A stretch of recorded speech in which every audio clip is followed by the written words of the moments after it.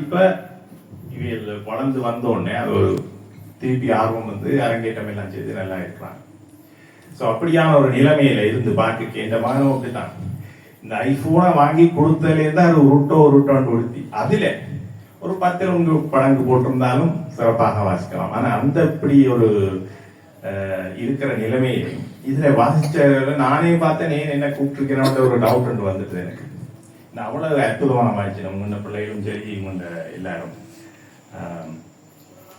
அந்த லய கட்டுப்பாடோட தக்கதிமியா இருக்கலாம், தக்கிட்டவா இருக்கலாம், அல்லது தக்கிட்டமி எதுவா இருந்தாலும் அந்த லயத்தோட வாசிச்சு கொண்டு வந்துக்கிறோம். அதை பார்க்கவே எனக்கு அந்த சொல்லு சுத்தத்தோட வாசிச்சு கொண்டு. ஆக அந்த மிருதங்கம், பாட்டு, வயலின், பிறகு ஸ்கூல்ல போய் அதுவும் செய்யணும், பாடங்களும் செய்யணும். இதுவேட்டை சிறப்பாக செய்து கொண்டிருக்கிற உங்களுக்கு உண்மையிலே என்னுடைய நன்றி கலந்த வணக்கமும். இப்ப பழகினா தான் உண்டு, பிறகு போய் பழகி இருப்பேன் என்று சொல்லலாம்.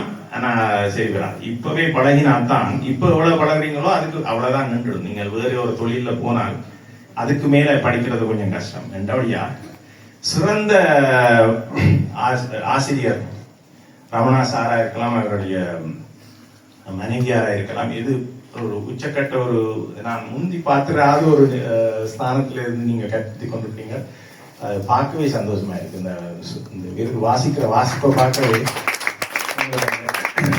எவ்வளவு நுட்பமான வாசியாளர்கள் அவ்வளவு சிறப்பா வாசிச்சிருக்கணும்.